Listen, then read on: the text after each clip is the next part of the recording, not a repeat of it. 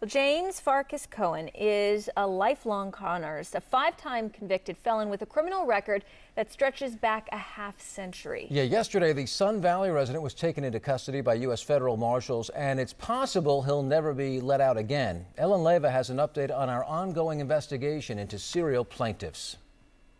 Call it the curious case of James Cohen. He sued more than 180 small L.A. businesses, bike shops, a deli, even a beauty salon. I have a prescription for a wheelchair. Cohen demands fat payouts, claiming the businesses haven't made the necessary modifications to accommodate his disability, described in this 2011 lawsuit as end-stage emphysema, limiting his ability to walk, work, speak, and breathe. How far up can you go on this trail? You can go out to the desert. But disabled, he's not, as we learned after our Mark Brown confronted Cohen on one of his daily hikes up a steep hill near his Sun Valley home. We just saw you take a pretty nice hike up that hill, and any explanation for that? Why don't you just talk to my attorneys or doctors about all that? Okay, do you have emphysema at all? Yes, I do. I fooled all the machines and doctors about my condition. Turns out he did. He also fooled an L.A. federal judge who gave Cohen probation instead of prison time in 2011 after Cohen pleaded guilty to being a felon in possession of firearms. The ATF raid on Cohen's house turned up 34 guns and 31,000 rounds of ammunition. Cohen asked for and received a lighter sentence based on his supposed poor health. Judge Klausner stated that he felt that he had been conned by the defendant.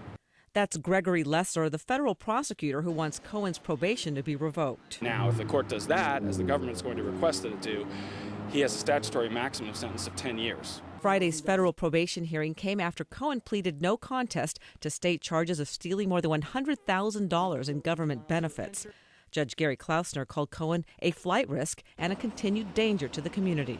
I think the danger is demonstrated in that while on probation, Mr. Cohen continued to perpetrate his fraudulent schemes. Schemes like his 180-plus lawsuits. I'm seeking $2,500. His organ procurement business. I'm still involved in organ transplants. And an illegal medical marijuana dispensary calling itself a Native American church that uses marijuana as its sacrament. Do you basically make your living suing people under the Americans with Disabilities Act? Is that how you make your living?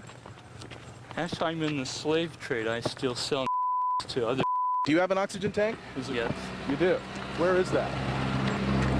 It's not with me. You know, I think he's healthier than I am, actually. Attorney Jim Link has represented more than a dozen businesses sued by Cohen and was there when we showed our exclusive video of Cohen hiking to a group of them. He's in better shape than I am. Look at him. He's hiking with his dog. I think it's a long time coming. It's clear from his history that he's a con man. And it's clear from his history that he has avoided jail at all costs.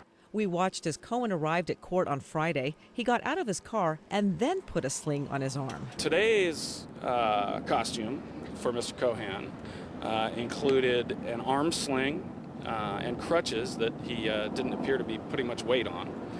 I think KABC's investigation of him running like a gazelle up into the hills behind his house pretty much demonstrated that those crutches are not necessary. It's not like I'm free soloing Everest. Cohen sued Caminiti's Pizza in Burbank twice. Several nearby businesses simply paid Cohen off, but owner Chris Caminiti countersued Cohen and won. A lot of them paid. They just paid him the ransom money to move on. And I'm glad that we fought it. The slow wheels of justice are turning. Ellen Leyva, ABC 7 Eyewitness News. Cohen will remain in custody until a hearing in January when he will likely be sentenced to prison. It's just sad though that a business owner has to countersue somebody to protect themselves like that. Yeah, what a hassle. Still to come on Eyewitness News.